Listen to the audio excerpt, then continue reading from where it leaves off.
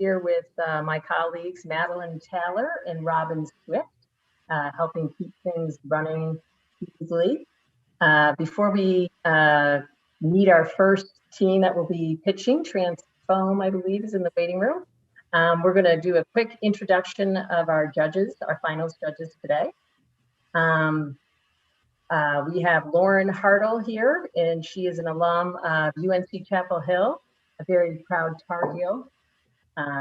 She also received her PhD in applied physics from Harvard University. She currently is an associate with the Prime Impact Fund, which focuses on accelerating early stage founders who are working on technology solutions to climate change. And Lauren, do you have anything to add to that? You did a great job. Thanks so much. I'm just excited to be here, making inroads into the place that I've called my home for ages, the Southeast. Excellent. T.R. Harrington is another finals judge here. He's an alum from 2004. A year after graduating from Darden, he founded the Darwin Marketing Agency, a digital marketing agency based in Shanghai. Since then, he has been active as a mentor and investor with multiple accelerators and funds. Currently, he is the program director with MOX, the mobile-only accelerator, which is based in Taiwan. And he joins us today from LA. How are you doing, TR? Thank you for having me. Always happy to support Batten, Darden, and UVA. Yeah, nothing else to add at this time. That was a great intro. Okay. And lastly, for judges, we have Jonathan Ebinger. He's a Darden 1993 grad and the co-founder of the one of our co-founders for the Batten Technology Venture Fellows Program at Darden. Thank you for that, Jonathan. He has spent 20 years in DC as a general partner for Blue Run Ventures in Silicon Valley. In 2018, Jonathan founded a new fund called Transform Capital. Transform invests in late stage tech VC and plans to donate half of the general partner's carry to UVA and other universities and causes at the discretion of the fund's investors. And Jonathan, thank you for being here. Thanks for having me, MJ. It's some really talented teams here today. I can see why they're all finalists. All right. So now we'll get going. And for those of you out there, the plan for the format for today is that we have each team will give a 1-minute elevator pitch, and then we'll have 8 minutes of Q&A from the judges. And at the end, we will do deliberations and come back and announce the top 3 finalists who will be winning prizes of $20,000, $15,000, and $10,000. So Madeline, you want to let our first team Transfoam in?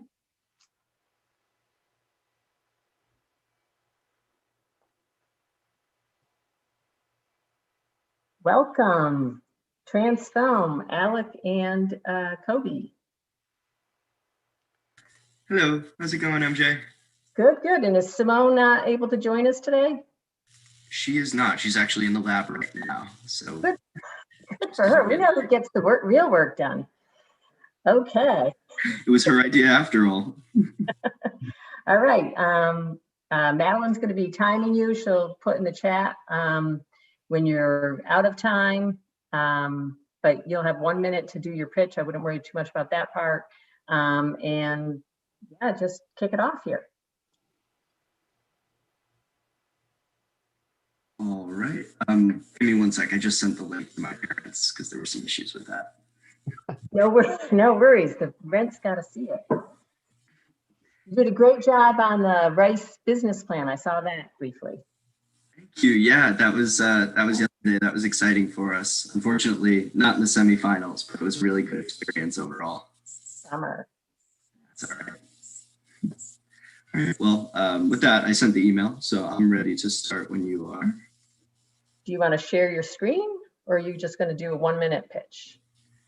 I was just going to go for the 1 minute pitch, but I guess yep. I the judge. No, go ahead. Don't just go 1 minute pitch.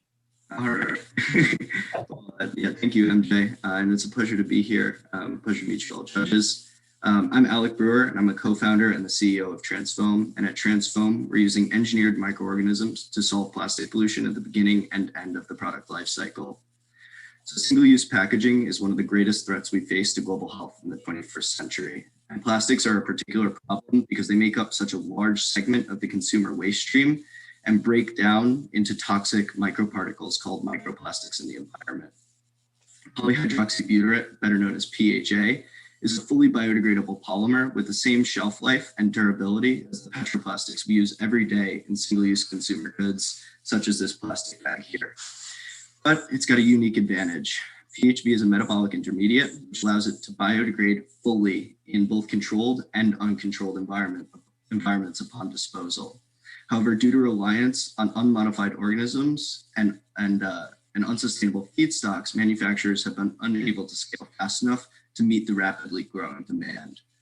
However, by using our proprietary engineered microorganism and renewable waste-based feedstocks, we will be able to recreate this process and produce PHB more scalably and up to 75% more sustainably than the current leading alternative. And our PHB will be primarily sold and marketed to B Corps in the biodegradable plastics marketing segment, again, making single-use goods like this one that you see here. And on that, I'll turn it over to the judges for questions. Hey, Alec, this is Jonathan. Thanks for the overview. I'm sure we all had a chance to watch your video as well, so that was super useful. Can you just talk a little bit more about the how it works in downstream? Is this you said it works in controlled and uncontrolled environments? So does that mean we don't need a separate stream when you throw it in your blue bin, or how does that actually happen post consumer use? Yeah, loosely speaking, that's correct. It doesn't necessitate a separate waste stream, but it does benefit from one. So when I say it can be fully biodegraded in both a controlled and uncontrolled environment, this means that whether it's in the composting pile, the landfill, or the most unfortunate of the three, the environment, it will still break down completely non-toxically into its constituent chemicals. Those chemicals being water, CO2, and biomass when it's in an aerobic environment, so the ocean or the compost pile, or into methane, in addition to those two when it's in the landfill. And this is actually being used against PHB. However, over 75% of American landfills have methane capture. This is only increasing, and so really it's a non-issue. And again, these chemicals are completely non-toxic to the environment otherwise. Thanks. I just have one follow-up question. That is, why are you focusing on B Corps as your constituent customer? You think that this would have a broader audience than that, but I don't know the category as well, so maybe you can explain that. Yeah, excellent question.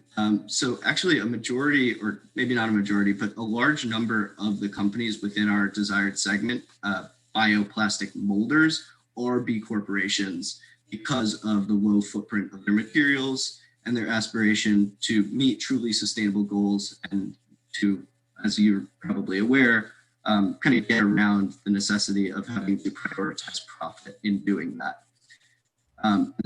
Further, well, our product will have price parity with the existing solutions.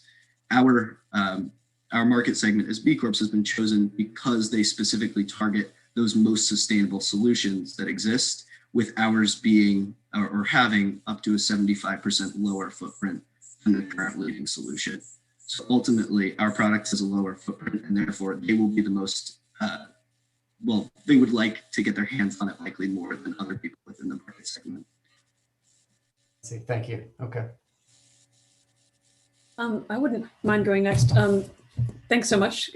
Great job. I would love for you guys to walk me through the scale-up plan that you're thinking about. So I've worked with bioreactors in a previous life, and I know they can be a pain. I'm wondering where you are now and what sort of your key next step is and what technical risk you want to retire there.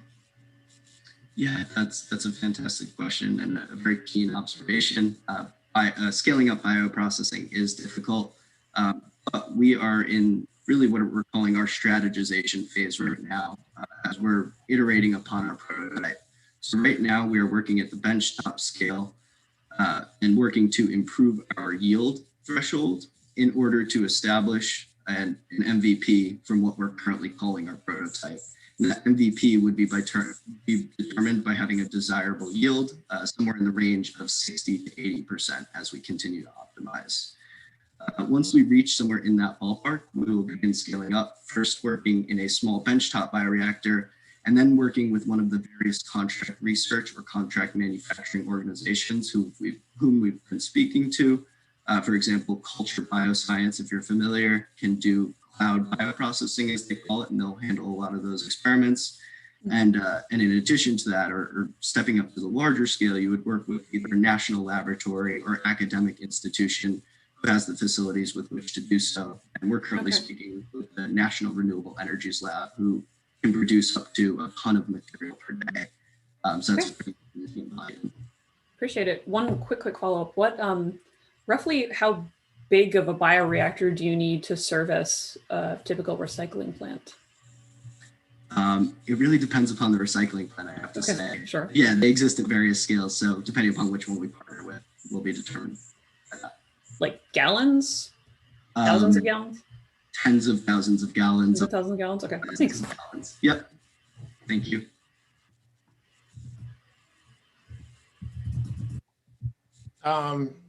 Yeah, if I don't mind, I'll just jump in really quick. There's probably only like a minute or two left. I just wanted to ask, so maybe this sort of follow up. You mentioned you're trying to get to a desirable yield of 60 to 80%. Where are you now? And maybe, I don't know if it's related to those LOIs being turned on or not, but my assumption is if you get to that yield, that's sort of, what's going to turn those LOIs on. So I'm just trying to figure out, because you've got that 4 million LOI, like obviously that could help you grow the business almost organically without a lot of investment. But what do you need to get to those yields, I guess, is my question. We need continuous experimentation and optimization. So the better we understand and characterize our process, the better we can fine tune and improve it. And so far, we're working in the approximately 40 to 50% yield threshold based on literature. And yeah, as I mentioned, we're looking to increase that by a minimum of 10% before we start scaling up. As far as kind of turning on those LOIs goes, that'll occur shortly down the road after that, because we first need to get into or at least begin negotiating the contract to scaling up from the benchtop bioreactor into a plant scale bioreactor before we'll actually be able to make any sales. So it'll be in that transition or in that negotiation phase that we will also be finalizing those contracts. Okay, that was great. Thank you very much, Transphone. Thank you, judges. Thank you, MJ and Madeline. We'll see you later. Thank you. Yeah.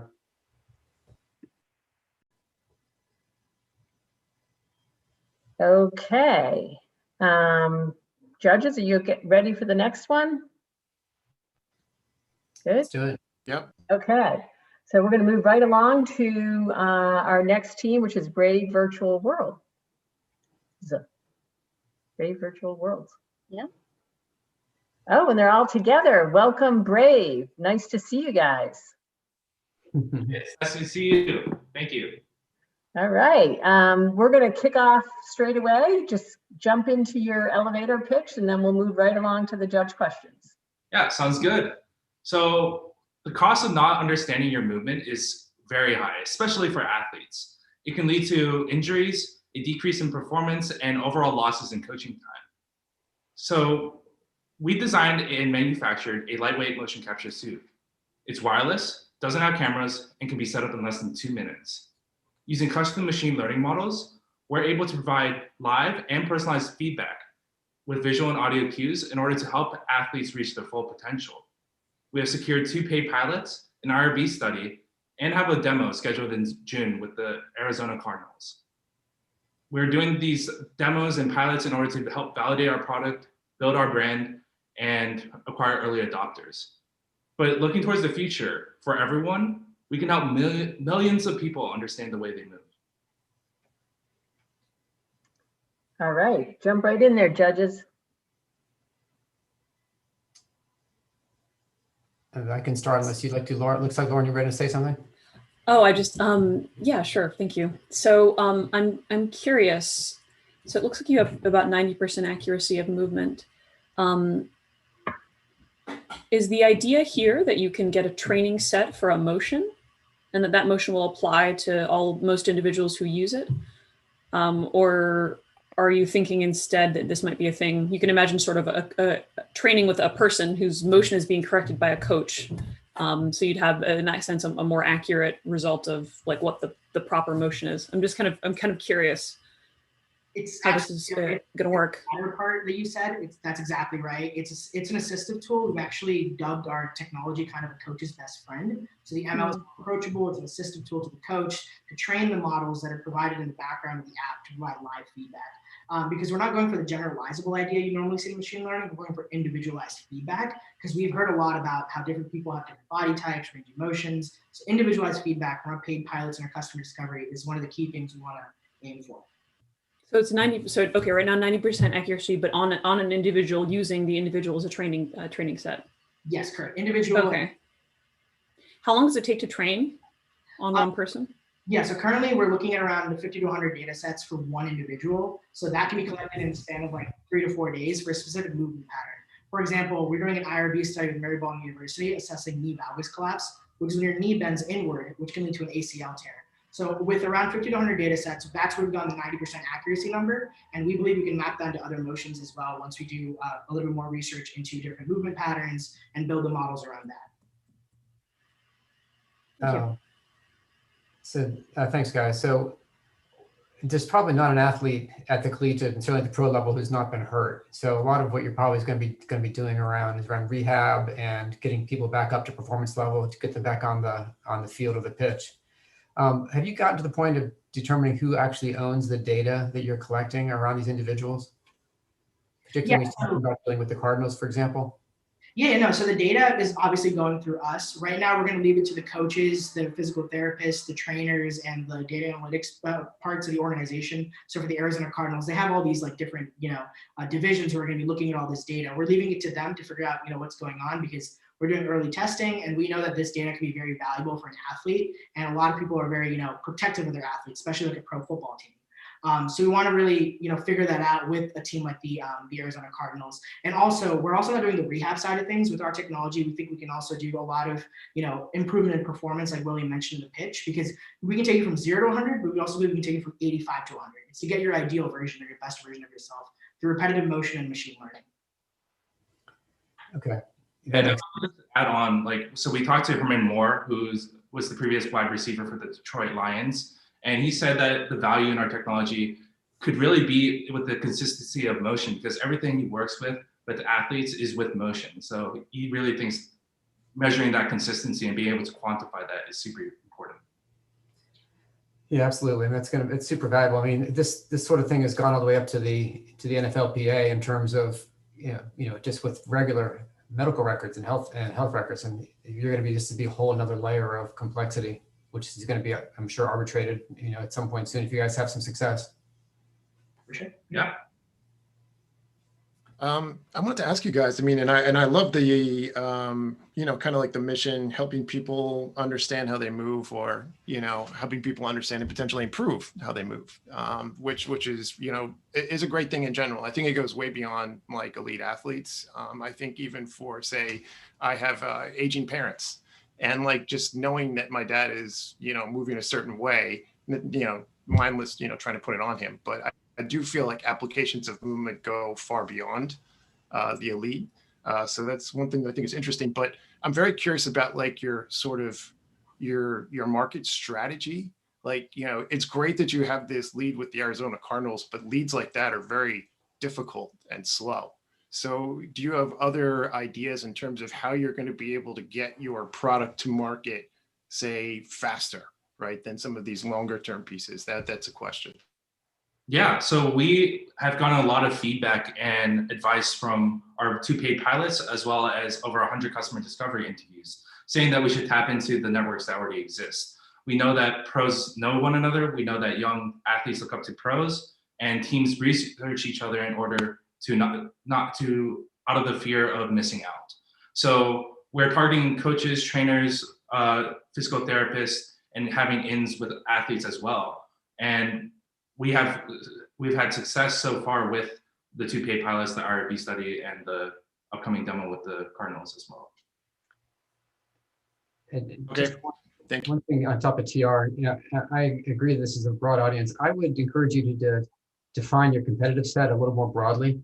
I think you're taking a very narrow look at people who have devices that they're wearing and so forth, but technology's come a long way simply with iPhones and things like that, and other sort of connected devices. So when you're talking to raise serious money, people are going to there's names to put on that grid.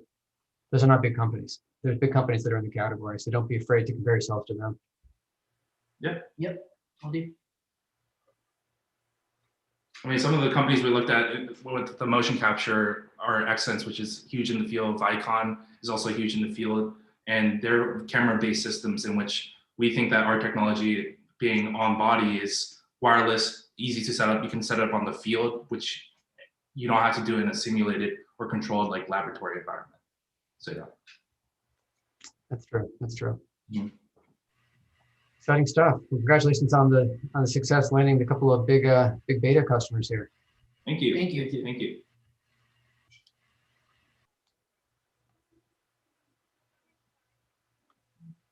I think we are good on our Are side. we out of time? Okay. Got about 15 seconds here, I think. So thanks for getting all together in the same room. Thanks, Yeah. guys. Thank you guys for your time. Thank you. Thank you. Appreciate it. Thanks, guys. All right. I believe we have in the waiting room Disco. Yes, bringing them in now.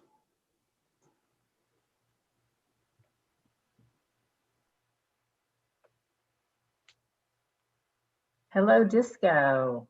Welcome. Hello. Hello. Good to see you. Thanks. We're ready to kick off straight away with your 1-minute elevator pitch, and then we will jump directly into questions with the judges. Sure thing.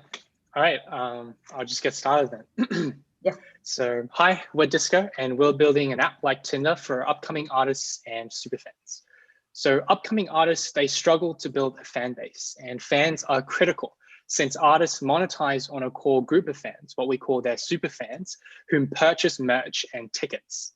Existing solutions such as social media ads and playlisting services can lead to more streams for artists, but few retained fans.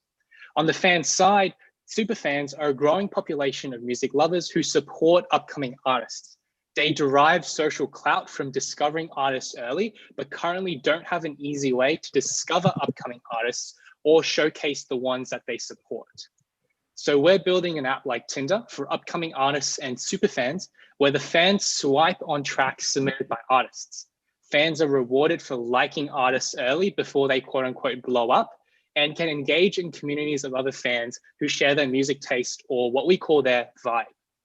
Currently, we have 300 weekly active users and over 50 5-star reviews.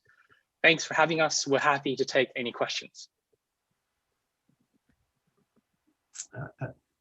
Thanks, Eric. I liked your video as well. So I'm trying to figure out. I mean, this is you're selling a product to a struggling artist. You're effectively trying to make money from these folks who don't have much to start with. Can you talk about ways how they are able to better monetize through using your service? I mean, I know that there's the the 0.4 cents per stream and so forth, which I assume you're passing through as well. But are there other ways that are different that these folks can help, that you can help them monetize? Yeah, sure. So, oh, sorry, Eric, go ahead. No, I was just going to say Rishabh could take that question. Yeah, sure. So basically with the premium subscription, the way they're able to better monetize is by directly selling merchandise through the app. That's kind of a request that we've gotten pretty frequently from both fans and artists. But what we think is more important is actually tracking how engagement with the fans like converts to how they're engaging in other platforms. So like kind of a problem that a lot of artists struggle with right now is when they have a fan engage with, say, like a YouTube advertisement or like an Instagram advertisement, they can't really track how that converts to their Bandcamp or to their Linktree.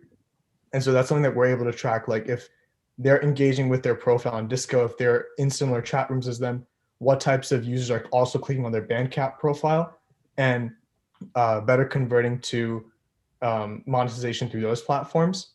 And so, so yeah, that's one aspect of it, is like the analytics. The other thing is sorry, I just blanked for a moment.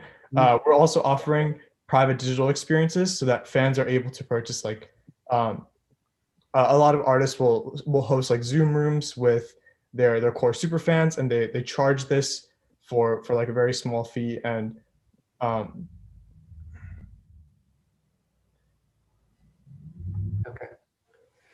Okay, so I mean, because these guys are and gals, these are literally starting artists, right? And so you're charging them $20 a month to use this platform. So I think you need to make it clear that there's value to them on the other side, right?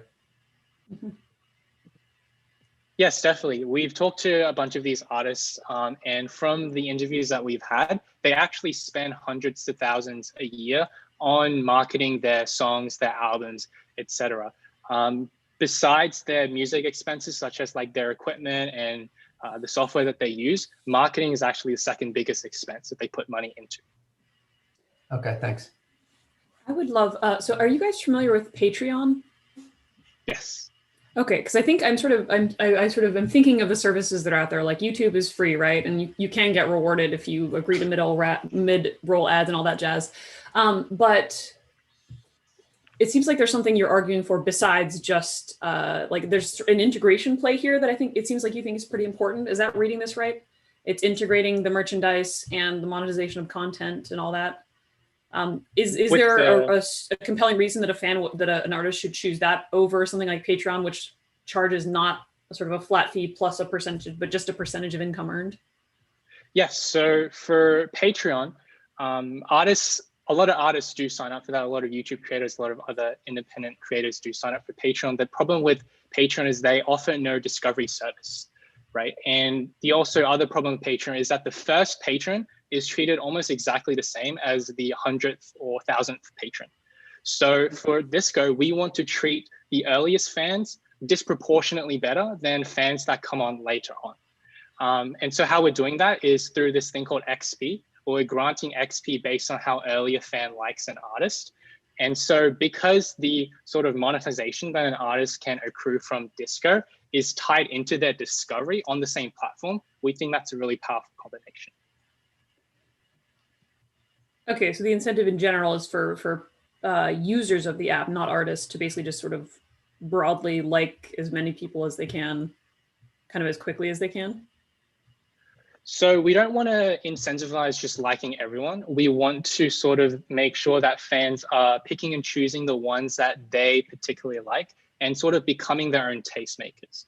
That way the incentives are aligned for both artists and the fans. So the fans get rewarded for sort of being early to a cool artist that they like and their friends like. And the artists are rewarded for being able to sort of have access to the distribution channel of super fans that are actively looking for upcoming artists, not just sort of passively browsing through social media. I don't want to monopolize more, sorry. Also, Jonathan, sorry, I'd like to address your problem from earlier. I'm recovering from my second COVID vaccine and my head's been really dizzy lately. So that was just such a major blunder on my part. I'd like to apologize for that. So the primary way that disco artists actually realize the benefits of their subscription service is through something called Boost. They essentially get a spotlight on our platform for discovery and enhanced matching with other fans who share similar vibe. Vibe being our genreless music encoding for how artists and fans are supposed to meet with each other. So based on this, as an artist is able to discover more fans and vice versa, our algorithm essentially like puts them at like a premium tier. And so it spreads them out to other fans that the fans are friends with. So it's kind of like mimicking how TikTok's algorithm works. If they're able to achieve this trending status, which means that they'll be able to like actually achieve this premium spotlight stage, then we're hoping that this will encourage a lot of conversions into, as I was mentioning earlier, Bandcamp and Linktree and all these other platforms where they already have like their monetization set up. Similarly, they can also just do it directly through the app. But like the key feature there is like the boost that enhances the connection between the artist and the fan based on their vibes. I hope that answered it a little bit better. Yes, yeah, thanks. Yeah, congratulations on your vaccine. TR, did you have a question you were trying to get in? I know we're pretty close to time. I was just curious. I mean, one thing that I will just say, because I've looked at a lot of companies who've been in the /entertainment kind of space, and especially maybe in Southeast Asia where the costs are lower. A lot of artists have a problem with marketing. but it's very expensive to become the solution. TikTok, actually, when they entered even the United States and all these other markets, they spend a ton of money on Facebook and Google to get that drive. So one of the big questions I have is more concretely, like how you've tested channels to show that you can actually drive, and deliver on that value proposition. Because I agree, the artists want that, but it is not an easy thing to deliver cost effectively, right? If you've got a 4 cents per stream, your acquisition cost has to be, extremely low unless you're able to monetize with the additional, like you said, the merchandise and stuff, which I do think is the promising side.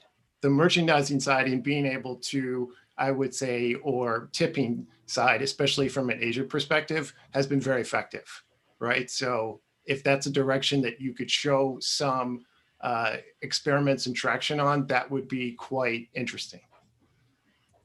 MJ, am I allowed to respond in like one sentence, or is it like? Yeah, quick response. Okay, cool. Yeah, So, COVID minute. thank you. So I guess just briefly, in terms of what we've tested works well for acquiring, like, I guess, Gen Zers in general, is social media influencers. So typically, if they have an artist that they already follow who's a little bit bigger, or they just have influencers that they follow, like David Dobrik, aside from this recent scandal, these sorts of mechanisms are really good at gaining virality and a large number of users quickly. And on the artist side, what tends to work well is music blogs and music channels that are about production marketing. So a lot of these upcoming artists have like massive communities around how they can help each other be better producers and be better marketers of their own content. And if we can sponsor these videos and sponsor these channels, we'll likely be able to just plug ourselves in there. Another way that we're thinking about is just content marketing, kind of having more consistent TikToks ourselves and more consistent blog posts where artists will just see, how do I market myself? There'll be a blog post by Disco and we'll refer them straight back to our application. I hope that answered your question. Is there anything I can clarify there? No, that's all right. Thank you so much. That's good. Thank you, team Disco. Excellent recovery. And we're going to take a 1-minute break here so that our judges can get some water. If you'd like to run and do that right now. Thanks, guys. Thanks so much. Bye.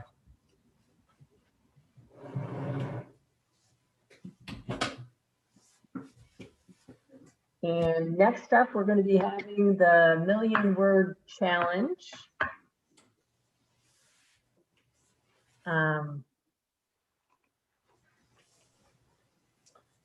Sounds good. Yep, we're almost on schedule. I think I was a little slow at the beginning, but. Can somebody present the materials for the 1,000,000-word challenge? I couldn't figure out, how is this person associated with Virginia? 1,000,000-word challenge. He's a Darden student, a second-year Darden student. Okay, I just didn't get that part. Okay, cool. Yeah.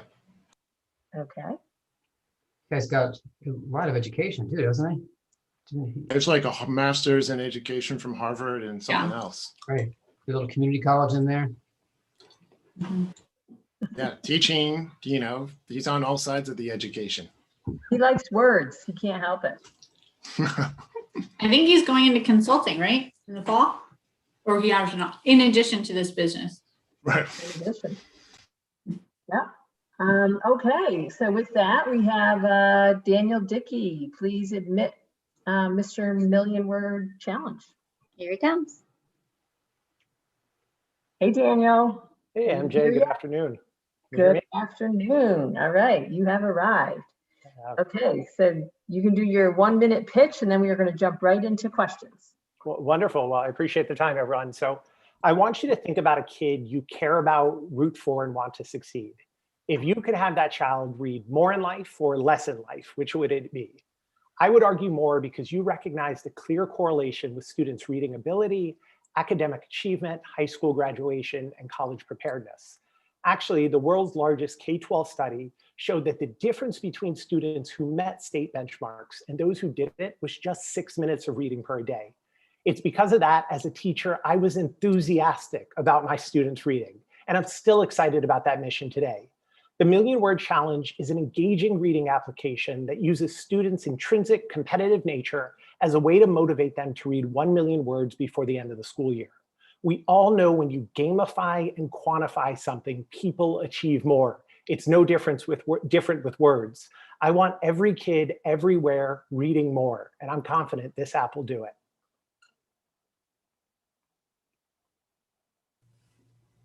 Great, thanks. I can jump in, folks, just real quick. First of all, I think it's a great initiative, so applaud your efforts on that. So the results seem like they're astounding so far.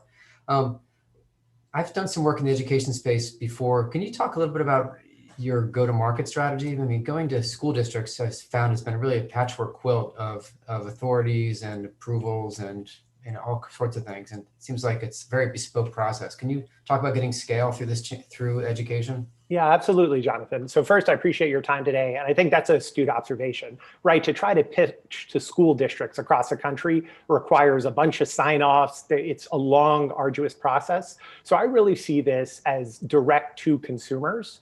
So there are a couple different strategies to do that. So one, just virally through kids getting excited about reading and quantifying it and competing to read more, which should make all of our hearts pretty happy. But really the two keys, I think, are through teachers and also parents.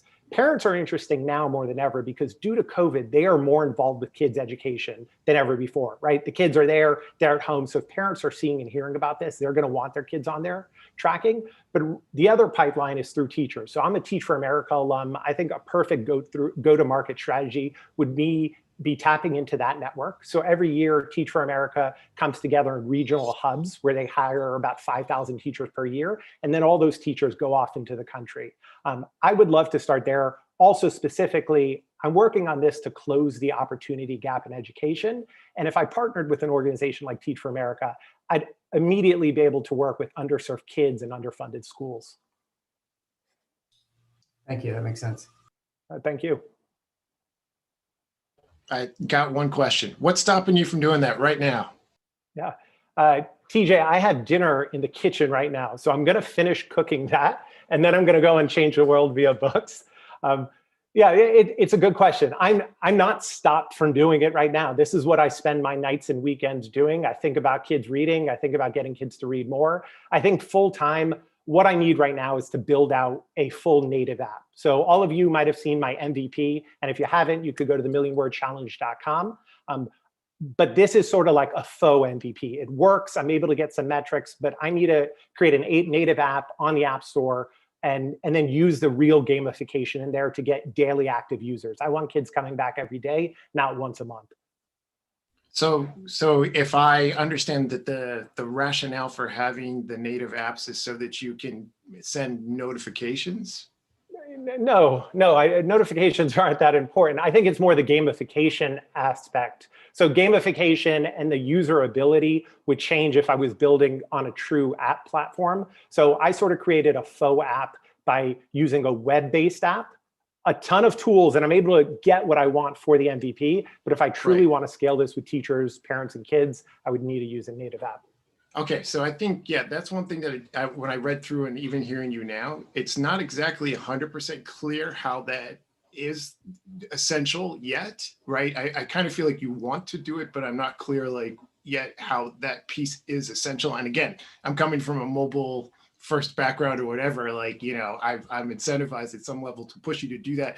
But I do think, yeah, there's lots of like functionality inside of native apps that can be very, very useful. I'm just trying to figure out the gamification. It seems to be the one that you are most pushing as the need for the native app. What exactly is driving you? You think that's going to be a game changer from adding the native app? And I apologize.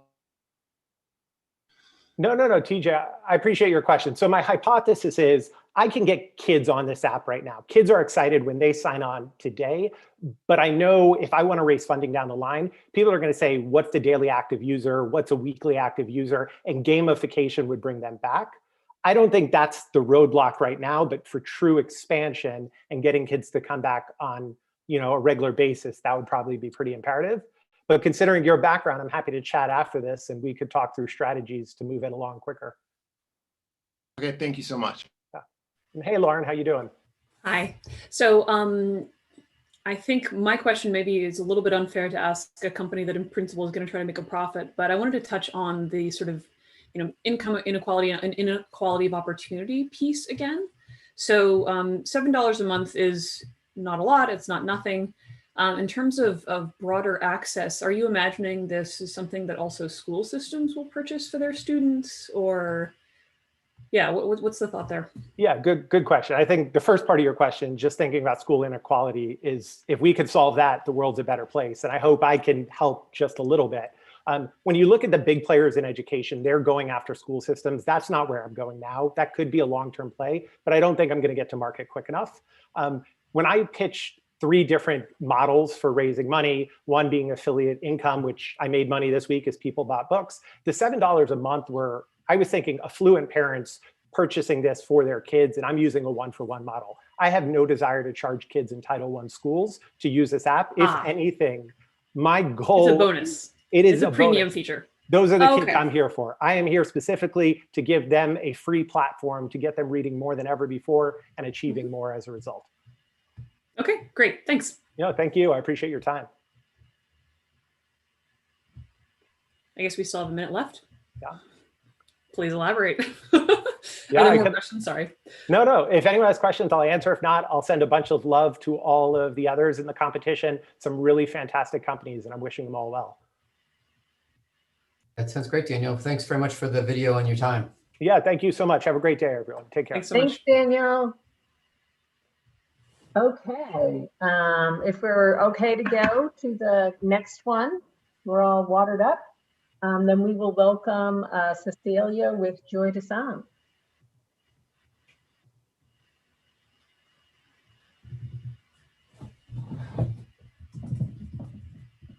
Hello, Cecilia. Oh. Hi. Hi, welcome. Thank you. All right, so you are going to jump right into your 1-minute pitch, and then we will jump right into judges' questions for 8 minutes. Perfect. Thank you. All right. Did you know 52% of US adults are actively trying to drink less and 30% actually don't drink at all? And that one of the biggest problems alcohol-free drinkers face is the lack of options that are flavorful and fulfill the need for a cocktail ritual? Joie de Sans is an alluring beverage company that produces alcohol-free sparkling cocktails that are mindfully produced to recreate the 3 pillars of the drinking experience: the flavor, the ritual, and the craft. Unlike other alternatives, we focus on the experience of a carefree, hassle-free, and alcohol-free lifestyle. Joie de Sans is not just a beverage. It is a joyous celebration of life without compromise. It is a state of mind. It is the feeling you get when you get caught in the rain without an umbrella and you simply embrace the moment. Our team is led by 2 veterans in the industry of spirited beverages who know how to captivate consumers through unique storytelling, and our vision is to make our consumers feel included and empowered while celebrating their life choices. We've already created and successfully tested our prototype, and we have over 50 future customers registered to hear news about our launch. We have purchase agreements with several Darling affinity clubs, and we are asking now for the chance to bring Joie de Sans into the hands of sober and sober-curious consumers who want to feel free to have fun. Be free sans alcohol. Be free with Joie de Sans.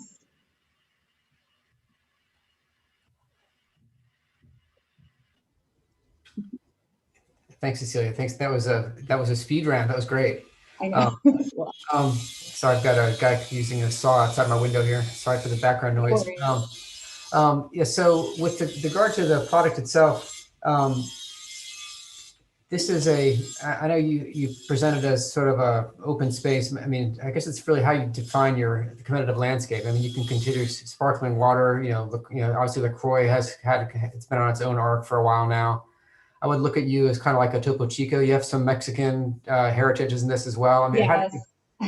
I wouldn't compare us to a Topo Chico. There's definitely it's a new market space for beverages that are alternatives to alcoholic drinks. So I would think of us as an industry that is compared to the craft beer movement when there was a huge industry already existing within the beer industry, but there is like this side industry. Although we are a new niche market, we are also we appeal to the broader non-alcoholic drinks market, like you mentioned, which is a very large market in the U.S. Just non-alcoholic drinks, including soft drinks, are more than $300 billion in revenue annually. Well, let me stop you since we're a bit. how is it that you'll define yourself that way versus being defined the way I'm talking about it? Right. So if you're talking about Topo Chico and you're talking about LaCroix, you're talking about flavored seltzers. Or you're talking about drinks that don't have character, that have a very perhaps a very light flavor to them. What we're bringing to the market is your cocktail alternative, non-alcoholic cocktail. We are something that has a very distinct flavor profile. When you think of cocktails, you think of people who have taken the time and more a technique to create these beverages, to marry different ingredients, your base, your spirits, liqueurs. So what we're doing is something special. It's not just a sparkling water. It's a beverage that will bring an element of exclusivity, of just feeling special when you go to a party and someone has this special drink for you. Okay, that helps. That's great. Thanks. So it's a lot of it's going to be positioning. Great. Right. I'll go again unless other folks want to jump in. Have you looked at sort of expanding beyond the, I don't remember the acronym, the NOLO, I guess NOLO or LONO, into things like nootropics and things like that, and just kind of expanding and non-alcoholic, but also still sort of, mind enhancing or some regard? No, we're not. Are you talking about CBD and well, I mean, that would be too, but also just more like, oh gosh, what's like Kin, some of those drinks that have. We're very familiar with Kin and how they market their product. And no, we're definitely not going that route in terms of enhancing. We want to offer something that's more, that speaks to the audience, that we're not trying to alter your mind or alter your body in any way. This is just something that is more that you'll drink it thinking that you are included, and that you have a choice, right? You have a choice to not drink alcohol, to not drink any enhancers. So this is pretty much that kind of like substitute. Okay, that makes sense. Thank you. Yeah. I think this is really interesting. And I think, this is reflected by Jonathan's questions. I think this is going to very much come down to marketing and positioning. I see the brand that you're describing. I get it.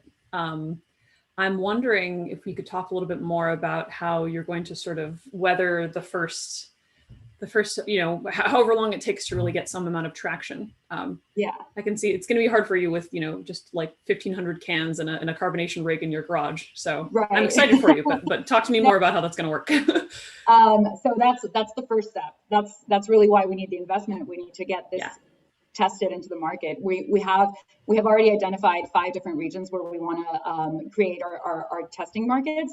And so my partner has a lot of experience in this. She's worked with launch, with new brand launches. I've worked with mezcal launches as well.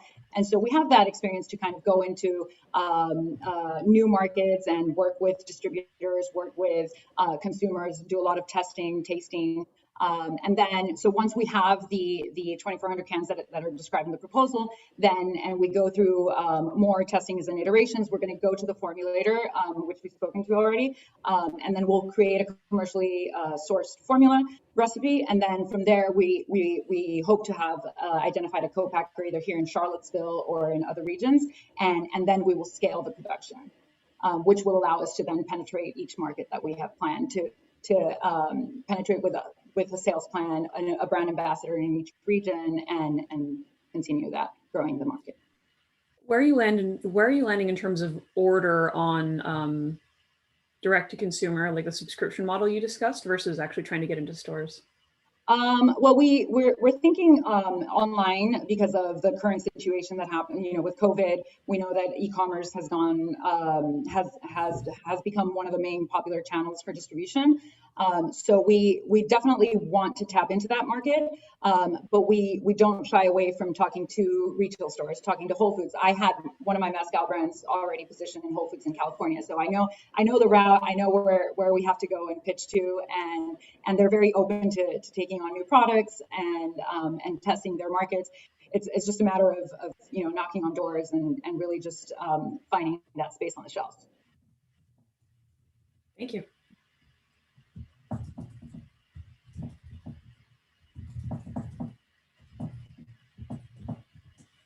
Any other questions?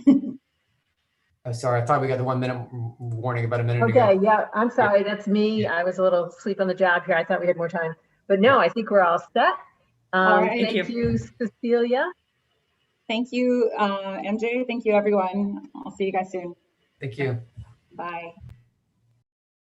I had closed my chat there, so I was not paying attention. But next up, we have Fantasy 4, John Palmer and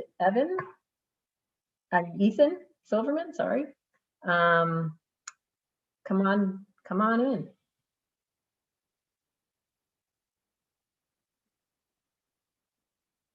Hello, John and Ethan. You seem to be here. Yep, we are here. Here, let me turn this background off. There we go. How are you guys? Good. Well, we'll just dive right into it then.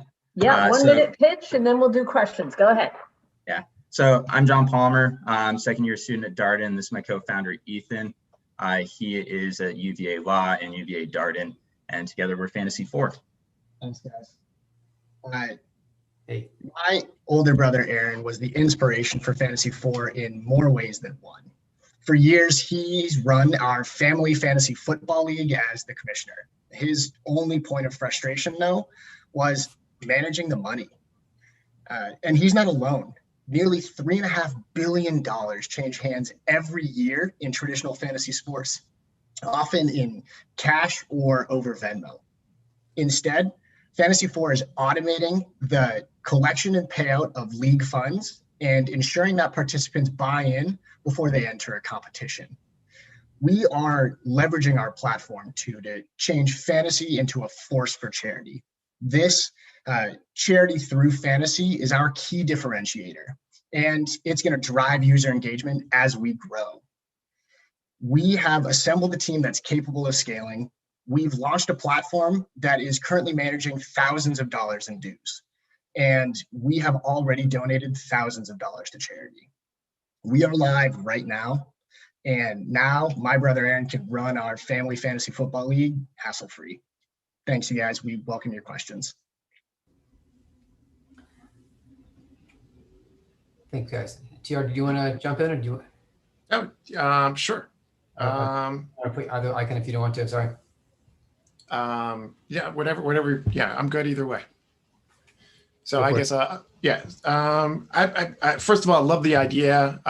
Who doesn't love seeing like 43%, whatever, going to charity, good causes. I think that's part of, one of the reasons I love the Virginia kind of ethic and so forth, doing things that are bigger than yourselves.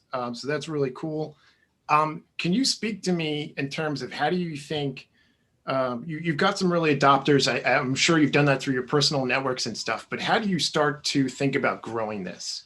Like, what different channels have you tested to see whether or not there's a market beyond the people that you talk to, right? Beyond your personal networks? How have you kind of validated the market and maybe some of the channels you've tested?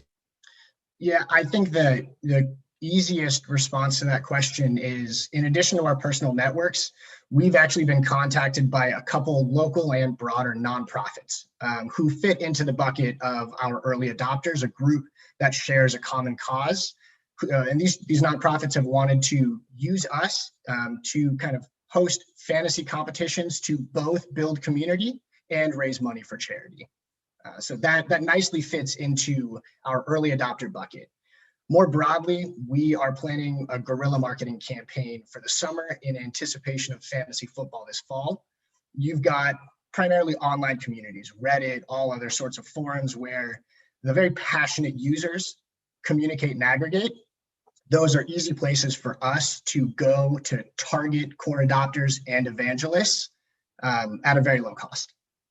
And to tack onto that, the really exciting thing about the platform is just by nature of fantasy sports, if say we get one person in our network or one person from our early adopters and nonprofits, they're immediately introducing from anywhere from 10 to 100 new people. And if you just capture a small margin of those, then you have exponential growth from there. Thank you. Can you talk a little bit about the payment rails itself? I mean, I know PayPal and Venmo, they really don't like these kinds of products. I mean, they banned NCAA bidding. As you probably saw, we're an early investor in PayPal, and there was a constant whack-a-mole trying to keep things. And so we're using Cheddar Up now for my league, which seems to work pretty well. But can you talk about how you're planning on fitting in with the existing ecosystem of what's allowable and not allowable in fantasy?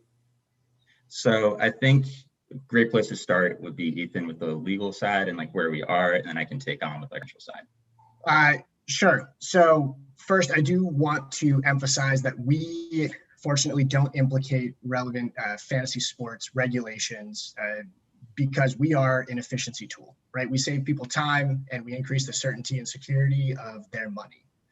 So legally, we're confident that we're on solid ground. Specific to the payment processing and our app, we build our payment processing interface through Stripe. And as we integrate ACH, we will be using Plaid.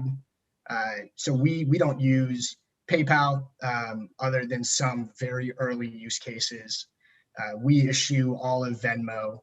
So we fit in nicely doing all the kind of technical payment processing on the back end. Yeah, it's always nice to have a lawyer on the team, right? So I'm not always, but sometimes. It's hard to get him to stop talking sometimes, but so then I'm the accountant on this team, and so we're using Stripe payments. It's been great so far, and so because we're like more of a dues efficiency, as Ethan clarified, we're fitting nicely into a segment to not come into any hurdles on the payments segment. Okay, that makes sense. Thanks. I have maybe an odd question to ask, and then this is me being somewhat separate from the culture of fantasy football. Why does this not exist yet? I agree, Lauren. And I think that's why we wake up and go to sleep late and are so passionate about this. Both of us want to spend the next decade of our lives making it so this is not just a part of sports or charity, but a piece of pop culture. We're looking to change the conversation in fantasy. Well, I'm just sort of curious, like, are there barriers to entry that you can think of that would have prevented this from happening? Now, the charity aspect is actually sort of a different touch, but I can also imagine someone making just a simple for-profit service. Are there big barriers to entry that you can think of that would prevent people from doing so? Yeah, so there are two services that are somewhat similar online right now. So like, I know when you're investing in something, you don't want to be like, why has this never happened before? Is that cause for concern? Well, there are other companies that are on the market. They're not big. They don't have a dominant market share. And there's a couple differentiators. One, you can always say that user interface is not great, but they also like charge a significant amount. And if you ask yourself, when you compare our version to theirs, there's a huge difference in payout. Where when you play fantasy sports, do you want to get paid in an Arby's gift card? No, you want your cash. And that's a huge differentiator for us. And so when we look into barriers to entry in the market, it's been done, but you get Ethan and myself and a team of rockstar engineers with Fantasy 4 that's going to be able to scale and take over this market. And just to add on a little bit, again, our key differentiator is our charitable pillar. And we expect that to be a tool in our go-to-market portfolio. Our competitive moat is going to be our brand equity and our partnership ecosystem. I think we're probably out of time. Thank you. Oh, wow. Okay. Looking forward to chatting with you guys more if you have any other follow-up questions, but appreciate your time. Thanks, you guys. Thanks so much, everybody. Thank you, Fantasy 4. Thank you. Up next, we have Binge Bound, and please wave me down if anybody needs a break. But I think we're ready to go with the Binge Bound chain. Yeah. Evan, Jason, and Alexa, welcome. You can jump right into your elevator pitch, and then the judges will jump right into questions. Sounds good. All right. Hi all, my name is Evan Kirsch, and I'm here with my partners Jason Kalem and Alexa Rothworth. I'd like to share with you Binge Bound, what Facebook for entertainment should be. How many times have you asked friends or family, do you know any good TV shows to watch? Or maybe you've gotten lost in your notes app, trying to find a show recommendation that you wrote down long ago. If you're anything like us, or the 2.3 billion people worldwide who use video streaming services each month. Both of these scenarios are likely all too familiar, and BingeBound is for you. BingeBound is a mobile application that makes it fun and easy to find and track TV shows with a little help from your friends. Our MVP is already on the Apple App Store with nearly 50 five-star reviews. In the first 2 weeks since our official launch, with $0 in marketing spend, we've grown to approximately 2,000 users. Our TikTok campaign generated 55,000 views in just a couple days, further demonstrating real receptiveness to our platform. We believe that a contribution from launch would support us in moving from our recent MVP to a feature-rich V1 and help us accelerate the growth of our user base. We will ultimately be able to monetize BingeBound through subtle, on-platform advertising and by leveraging useful data on viewing habits. We're excited to keep driving this venture forward and are eager for your questions and feedback. Thank you. Thanks, Evan. When I read this or saw the video, it kind of struck me as a starting point for a larger platform, much like Snapchat started off as a relatively small niche application to broaden up. Can you talk about any broader plans beyond sharing video TV shows and so forth? Yeah, absolutely. So I think, right, as we said, I think that's definitely an accurate statement regarding this being the starting point, this being our MVP. We do have a lot of longer term features that we'd like to add that definitely would broaden the scope of the platform a bit. In particular, two of the features that we're considering now are community groups and gamification.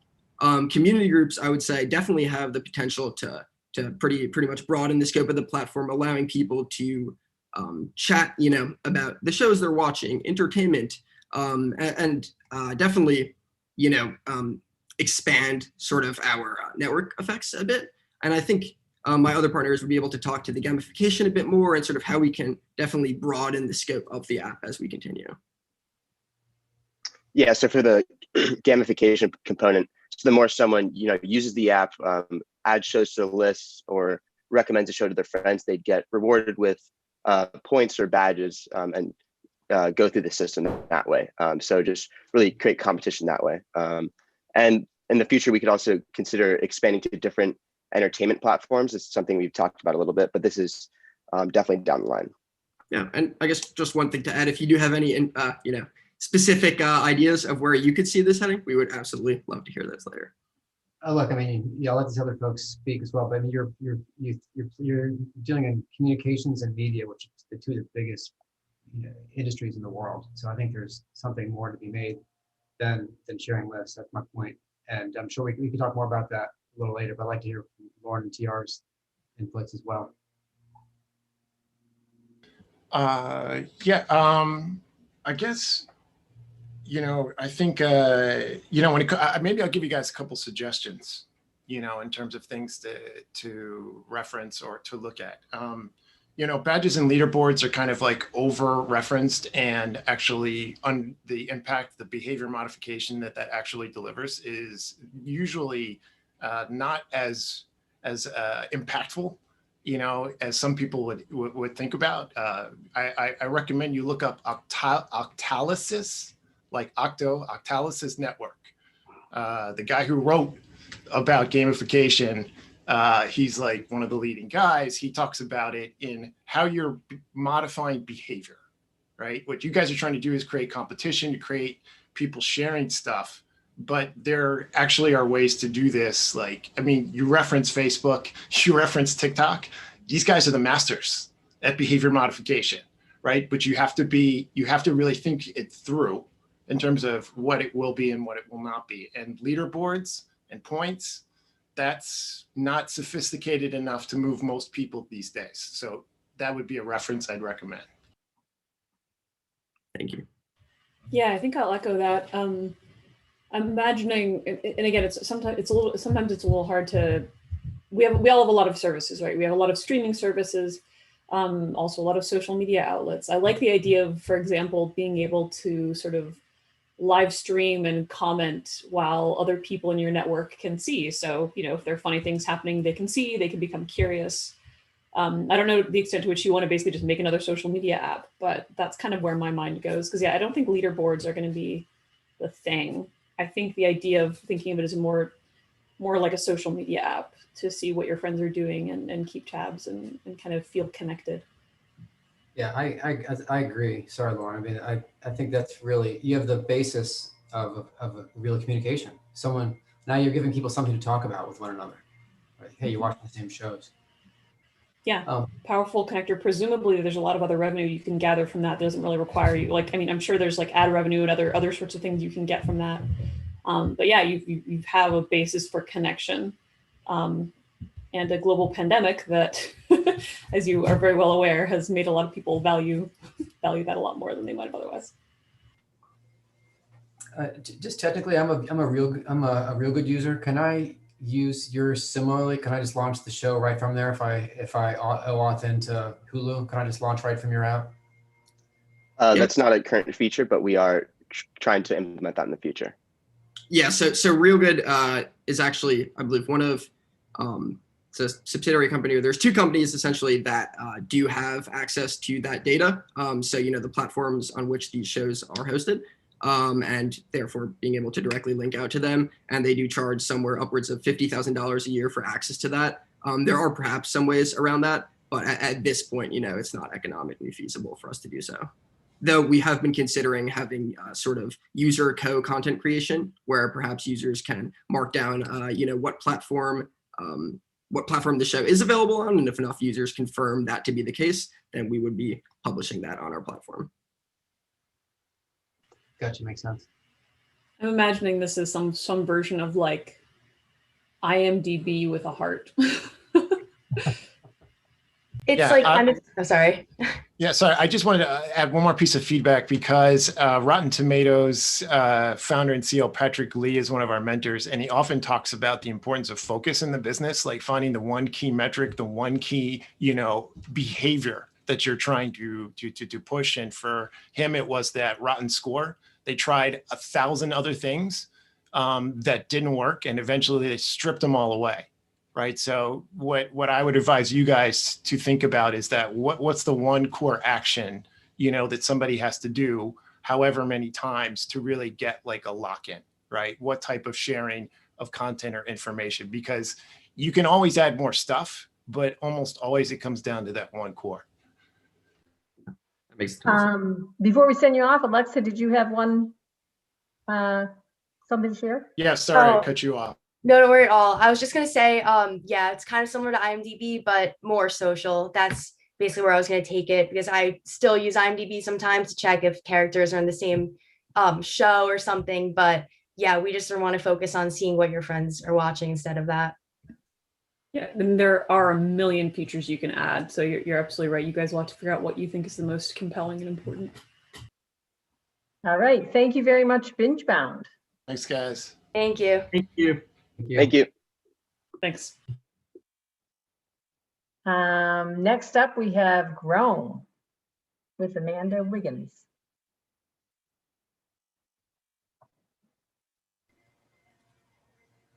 There she is. She's on her way. Hello, Amanda.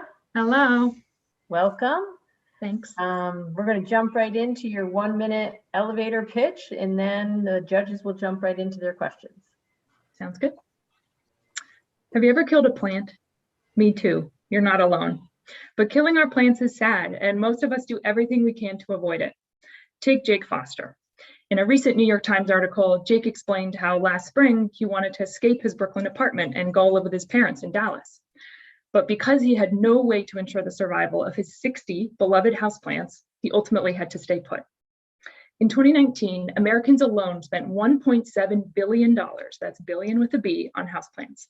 Some of that was spent starting new houseplant collections or building out old ones, but some of it was spent replacing the plants that we killed because we, unlike Jake, decided to take that vacation, not having houseplant care. Last spring, plant e-commerce websites saw a 50% increase in sales as people sought to beautify their homes and new home offices that they were suddenly confined to. Plant influencer became a viable career path. But now, as we all gear up to travel, we can't stop worrying. What about the plants? But not to worry, Chrome is here. This made me smile. I had a full decimation of my plants when pandemic happened and I ended up living in a different place for 4 months. I wonder, since there are a lot of versions of this, a lot of options, I wonder how much are you thinking of this as something that's functional versus something that has beautiful form and has kind of a sort of, maybe not exclusive, but at least an element of beauty and aesthetics? Yeah, it's a great question. So I think to start, it's function. And I have a prototype here if you'd like to see it. It's definitely not pretty. So I'll just show you. It's a box and it's a pump and it's pretty raw. But I think that's actually all part of the strategy because we're just testing function now. But ultimately, I think the differentiator is that it will sort of lie at this intersection of home tech, sleek home tech. So if you think about like a Vitruvi diffuser, right? It looks nice and it's functional.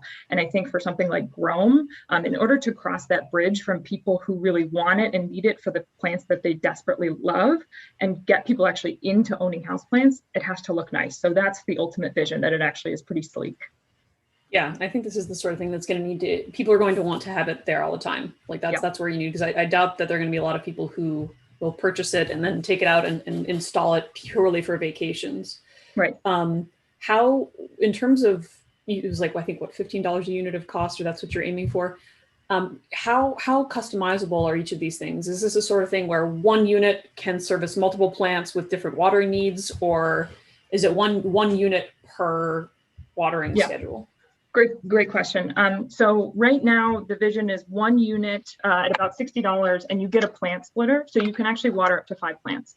And then on top of that, you can add sort of customizable hardware on, so lights and soil moisture sensors per plant. Right now, it doesn't have a way to differentiate, okay, using one single device, this plant gets this amount of water and this plant gets this amount of water. I think right now the hack is you could put 2 spouts in a plant that gets twice the amount of water, but it is something we'll need to consider. And I think that the technology is there to maybe be able to, shrink it so that and get the cost so low that that's ultimately possible. But right now it's just, one pump controls 5 different plants. Thanks. Yeah. Yeah, so first of all, I had something look very similar to that in my dorm room when I was in school, with pipe and the hose and the fuse and so forth. A little different use, but it's very nice. The product that you're using, can I differentiate the type of plant I'm using on it? Is it I saw there's like an app, but not really. So I mean, if I have whatever, a geranium versus an orchid, can I basically just determine it proactively? And you mentioned there's a water sensor, but does that override what you say it is, or how does it work more functionally? Yeah, I think, it's related to Lauren's question of right now, we don't have the capability to say my orchid is dry, but my spider plant isn't, and I just want to water the orchid. I think for these people who, really want to provide customized care, we will need to do that. And I think that's a function of time and, really shrinking the technology to make sure that it looks nice and it's compact and it's affordable so that you can, differentiate your orchid care from your spider plant care.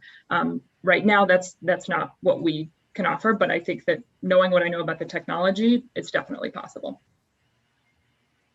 Okay. Okay. You have another question? No. Oh yeah, maybe just quickly, like, are you thinking of this as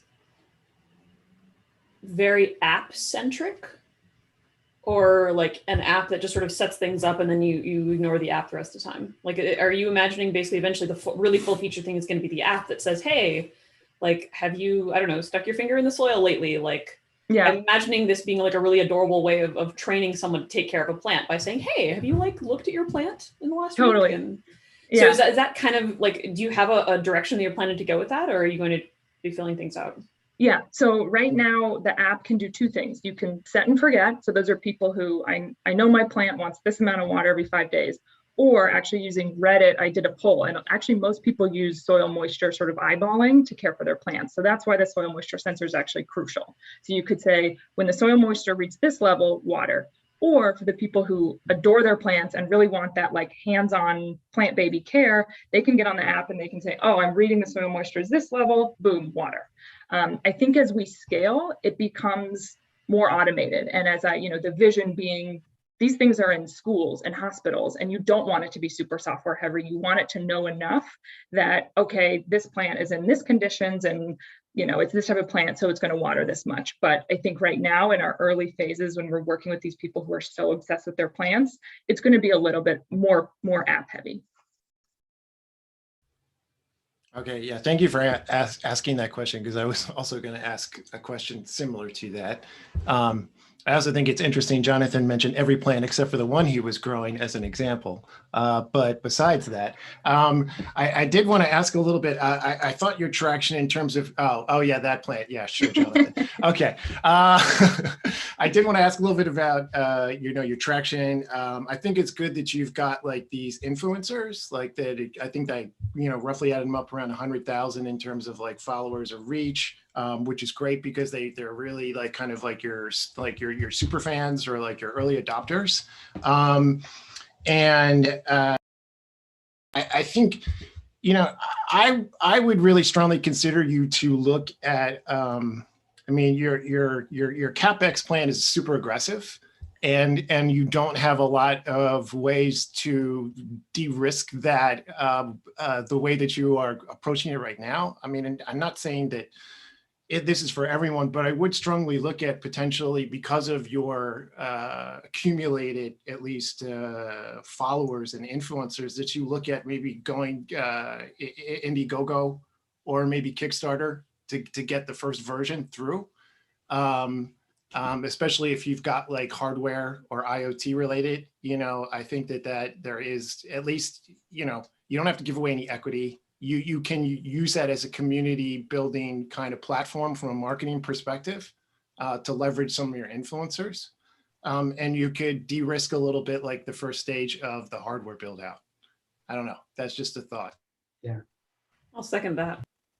Yeah, I think, I know we're out of time here, but I think this could really be a big brand. I like some of the last couple of seconds you had on your deck talking about going to Airbnbs and corporates. I mean, much like Nest as a product, people actually want a Nest for a thermostat. I think this could, with the right positioning, it could be something like that, actually. Yeah, totally agree. I can see you selling shelves that fit the tubes of water nicely, right? There's a whole product line you can expand to. Yeah. Okay. Thank you, Grown. Thanks, everyone. You. Thank you. All right, second to last, but not second to least, we have Device Manufacturers of Virginia, Andrew and Karosh. I'm saying that correctly. Come on in.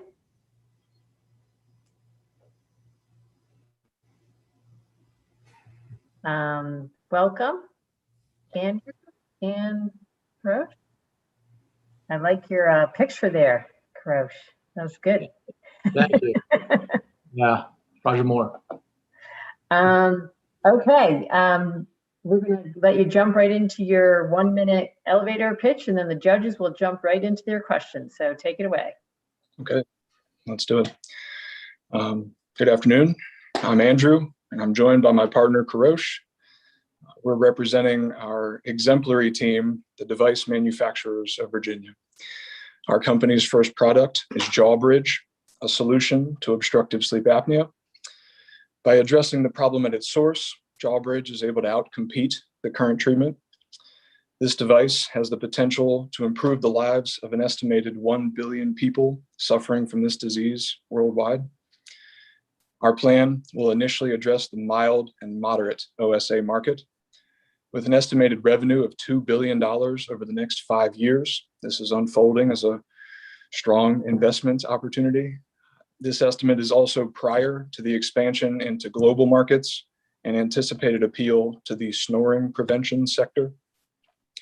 We hope you will join us in bringing a device to market which aims to reduce heart attacks and strokes, assist in weight loss, and which benefits overall mortality.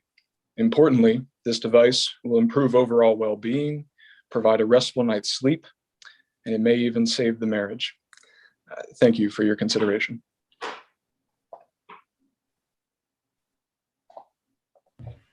Can I talk about regulations here? What is the thought here? What do you want to be able to claim? And what will it take for you to be able to achieve that? As far as a claim to Medical claim. obstructive sleep apnea, yeah. Yeah.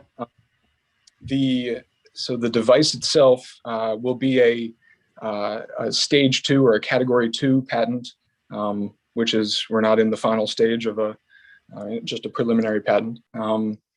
But the process is, we have a CPAP device as kind of our main remedy currently. There's a number of other entrants that are all currently vying for the market. But CPAP has dominated it since 1980.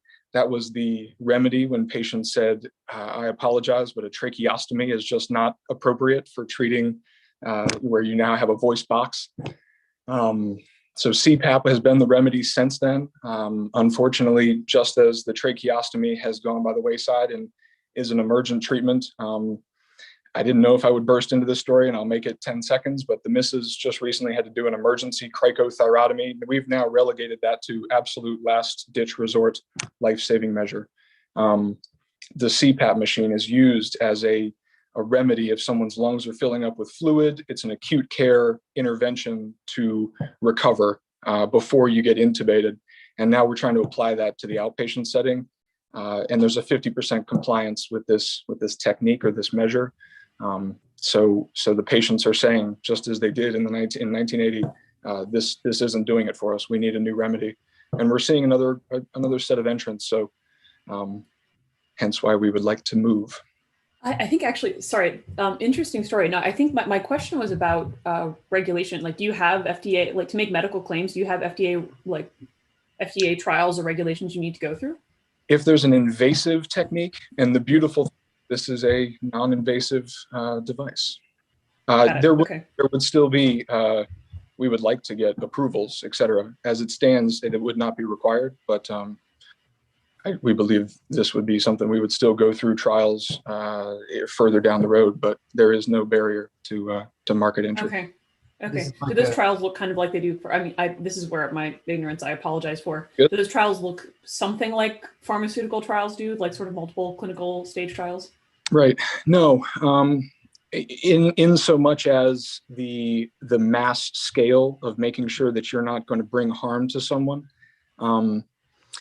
If you give the wrong dose of a medicine, now you have quite a liability on your hands. You're potentially compromising someone's well-being and their safety. So this is all patient harm, and then you have to do animal trials, et cetera.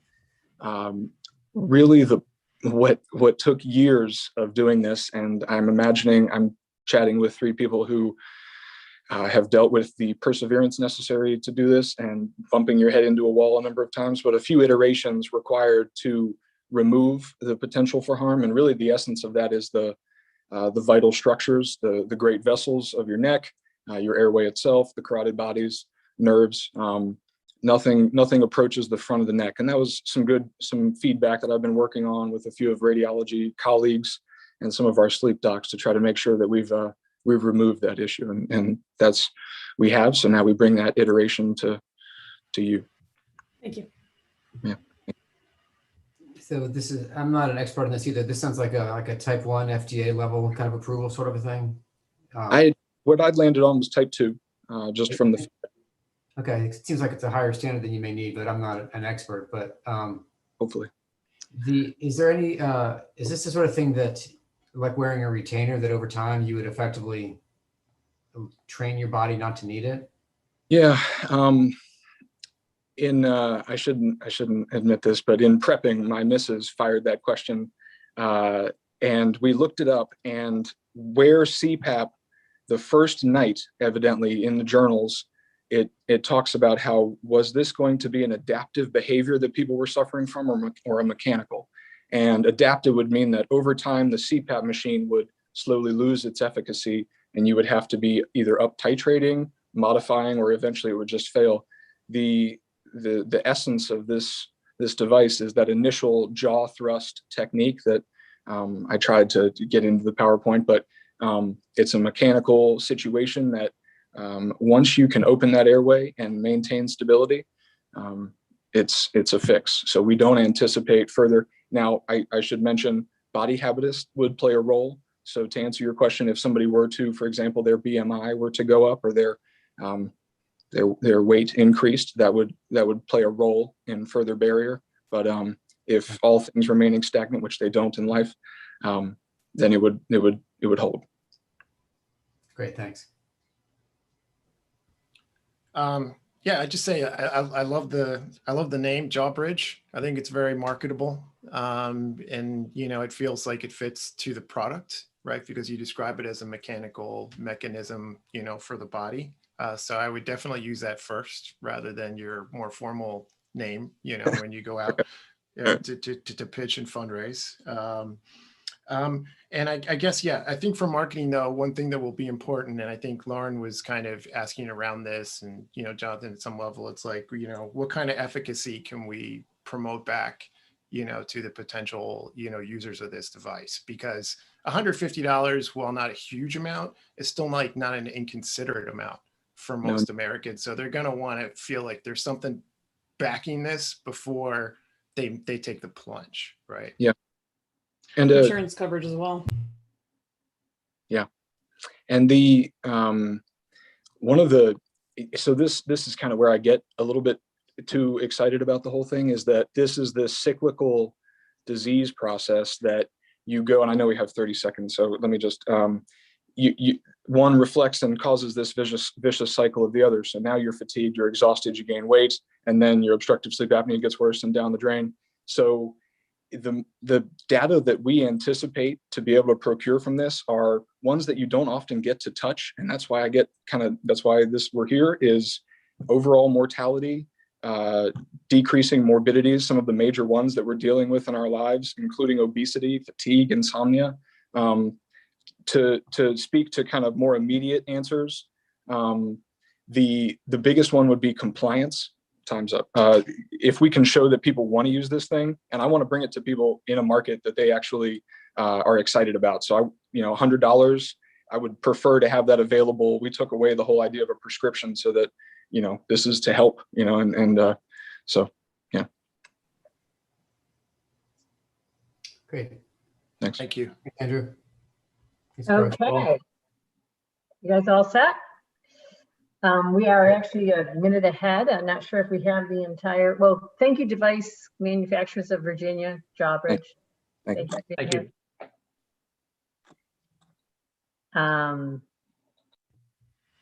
Yeah. Madeline, do we have the whole team for Hummingbird? Because we are like a minute ahead here. Yeah, I did email them. I'll let them in and see if maybe they have everyone. Okay. Oh, we do. Yes, we have everybody. Yeah, they are. Okay, welcome, Team Hummingbird. Great. Can you hear us okay? I can hear you, Coco. Awesome. Let me just fix my screen for a quick second because it went over here. Okay, great. I think I'm all set. Let me know when you're ready for me. Yeah, we're going to let you jump right into your 1-minute elevator pitch, and then the judges will jump right into asking you questions. Awesome. I'm Coco Wolves, founder and CEO of Hummingbird. I'm a distance runner, 6-time marathoner that used to really hate running with my phone. I hated having to carry it in my hand. It would slip out, sidearm bands chafed, fanny packs bounced. I actually hated these options so much, I didn't used to run with my phone until one time I was running in an unsafe area. I got unsettling glares from men and found myself in a very scary situation where I felt unsafe and I needed my phone. I fixed my own problem when I realized that 1, I always run in a sports bra. 2, I needed something at my center of gravity. So I created the solution of a front horizontal zipper pocket. At the starting line of the 2018 New York Marathon, women came up to me and were like, "Where's your phone? I want that." I showed it to them. And then the same thing happened at the 2019 Anchorage Marathon. I came to Darden, dug deeper, found 90% of women run with their phones, 85% of them hate their current phone carrying options. I filled 53 sports bras, 323 on the wait list to buy one, 2,000 in revenue, and I'm helping women feel safe and limitless. Thank you.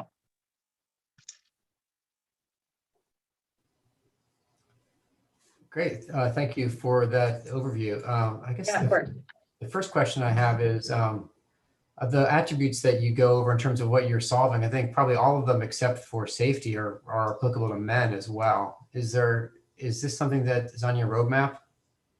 Definitely. I think safety are a concern of men because men have loved ones that are women. And I think men that want their daughters, their sisters, their aunts, women or mothers to run safer, but not only run, but just go for a walk, go for a hike, and they want to be able to contact them immediately or even know where their significant other is. I know some people like to. Talking about making a product for men. Oh, product for men. I have not currently explored that as an option. I am selling merchandise to help support the funding that will cost the sports bra and focus on selling running socks, which will be available to men. So that's another way to bring them in. Okay. And then just one quick question on product efficacy again on this before I turn it over to other folks. Sure. You mentioned safety as one of the main issues. How does that work technically if your phone is zipped up on your chest? I mean, is it using your AirPod, or how does that work if I'm in a stress situation? Sure. So when I was running with my phone just for the personal experience, when I was not running with my phone and I got lost on my run, I didn't have a friend's phone number to call because I didn't have my phone. Having it here and with you is safety. You can access it for directions. You can call a friend, a family member, text, whatever it be. That is where the safety lies. And the accessibility, the front accessibility of it. Okay, thanks. Yeah, of course. I have lots of thoughts and feelings. Very excited to get asked about them. So yeah, I think I love the idea of having a pocket.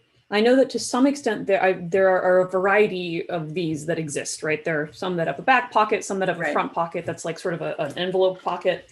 From a fit perspective, particularly for those larger busted among us, the phone is where exactly? Is it sort of centered? Is it like kind of in the bottom, or is it on the top? It's centered, and I have one right here. So the phone goes in here. So it rests. It depends on the woman's boobs on where it will rest. Yep. Because the pocket could come underneath for a little bit for women with bigger boobs, or be rested a little bit more on top as other women know, boobs come in all shapes and sizes. So the pocket is actually just meant to be flexible to the boob, which we've tested on. Yeah, so it has the stretch and flexibility. You can sort of pull it down to the bottom or put it, okay, I see. Based on preference, exactly. Yeah. Because I guess I'm wondering how you think about that versus, like, I've seen some instances where people try to put something on the band in the front. What are your thoughts on that kind of design? What made you choose this over that? Yeah, so the band on the front has, from the research I did a 350 women survey to get their feedback on, you have other bras to use, like, what do you like about them? What can I take from that? And women found that the band around their rib cage actually doesn't allow them to breathe. It's so constricting already. And the chafing that comes with that, chafing scars. And this is from the data of women. That's actually driving the 85% of women that are unsatisfied with their current phone carrying options. I also just want to add, like, I'm saying phone carrying to like drive the message that the pocket fits the phone. But I've had women distance runners that say, this is amazing because I can carry my face mask in it. I can carry my credit cards in it. I can carry my key in it. And it all fits in there. So I think back to your question, Lauren, it's been really interesting to hear women complain about the current issues with sports bras in general. Yeah, no, and I think the phone makes the most sense as a test case because it is a large, important, inflexible object. Right. Basically. Okay, I'm done for now. Thanks. I'll just add one thing on the pocket. I think more than where it lies on the breast is the size of the pocket so that the phone isn't jiggling around, because that's where the real discomfort comes from. So Coco has done testing on that as well to make sure that the dimensions are tight enough where the phone is big enough the pocket's big enough to fit the phone, but it isn't causing that chafing. Thanks, Isabel. So do you see this as a standalone business or something that you build up in a relatively short order, sell out to an Under Armour or a Nike or someone like that as a sort of a line extension? That's a great question. When I think about the future of Hummingbird, one area that I'm really interested in pursuing are just smart bras in general. So I played Division I soccer at Boston College, and we were already trying to use technology to understand how many passes we completed, like what our heart rate was. And that was actually a product that we had to wear on our back and then wear a sports bra underneath it, and then another layer of fabric, and then our jersey. So there are products out there that are giving data to athletes that are uncomfortable for women because men don't wear sports bras, but women do. So there's a market for professional women athletes and college athletes that need a sports bra that fit these heart rate monitors, these technologies that my sports bra, I think, could be the product that they wear to give them that data. So that's something I'm really interested in digging further into. But for now, I'm focused on getting this out to women runners and athletes. Makes sense. Okay, thank you. Yeah. Okay. I got a minute. Woo. All right. Actually, I was kind of curious, do you have, from that survey, 350 people, yeah, I gathered you learned a lot about what was unsatisfactory Mhm. about the existing market.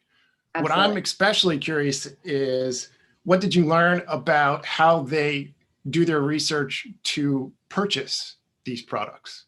Yeah, that's actually a great question. A lot of them, 65% of them said they don't even enjoy the sports bra shopping experience because they go to Nike, they go to Athleta, and they go to the sport, they filter to sports bra, and they have 80 sports bras to choose from. And they're like, which one speaks to me? Which one is for me? And that was super helpful in me deciding if this could go direct to consumer, like how Warby focuses only on glasses or Allbirds only on shoes. Like, can I focus only on sports bras and give them the best two options, or the best option? So that was super valuable. Thank you, Madeline. Okay. Yep. We're out of. Okay, cool. Thank you so much. This is Madison, by the way. I didn't get to introduce her in the formal pitch because we had 1 minute. Hi, Madison. Hey there. Thank you, Hummingbird. Hi. So I think we are a few minutes ahead of schedule, Madeline. We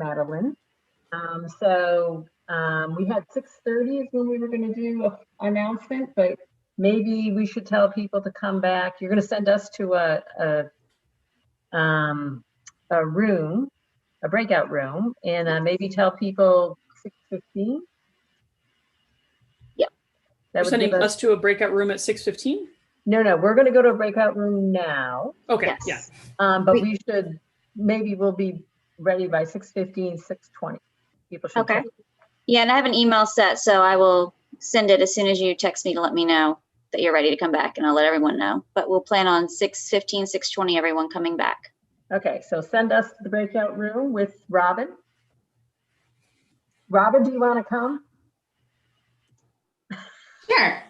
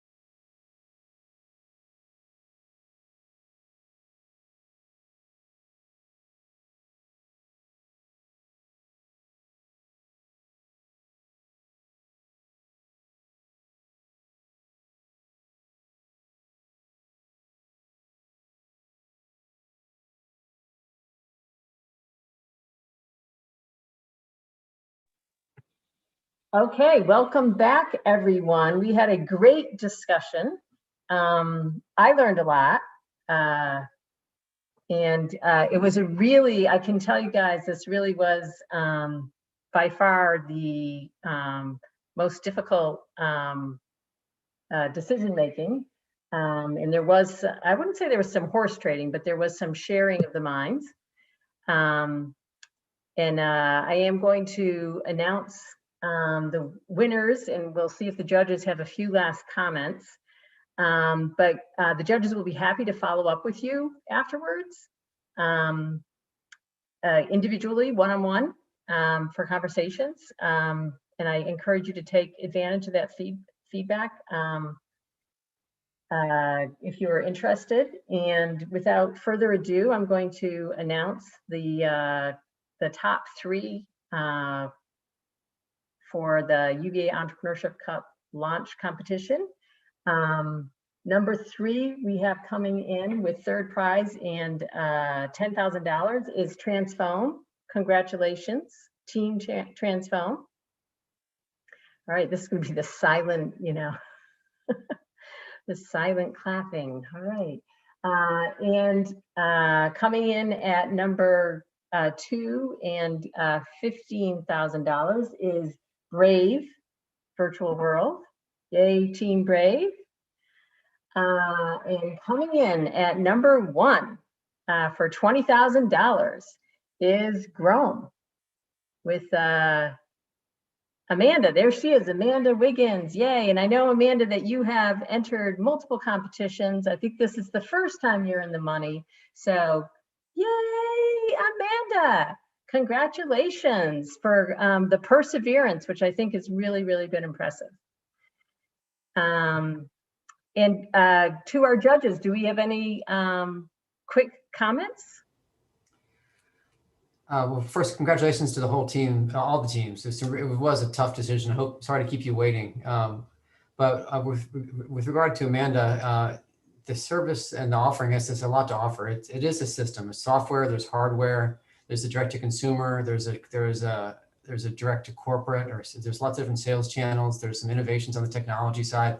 There's just a lot to dig in on this, and I think you've really just at the surface of this. I think it can really be a really big company. I think all of us are excited about where it can go. So thanks for your good work to date, and looking forward to following your success. Thank you so much. Really appreciate it. Okay, and TR or Lauren, do you have any last words before we sign out here tonight? No, again, I would say build on what Jonathan said already. A lot of impressive businesses. It was a lively discussion. There wasn't a lot of agreement about who was the best. So somebody has I would say, an advocate everywhere among the judges, right? So please follow up with this afterwards. Love to talk to you guys more. Thanks. Couldn't have said it better myself. Thanks you guys for coming. It was really a privilege to listen to your business plans, and I'm really excited to see where all of you go. Best of luck with everything. All right, thank you all for competing, and again, follow up with us and with the judges. We can provide you their contact info, and have a good night. Thanks.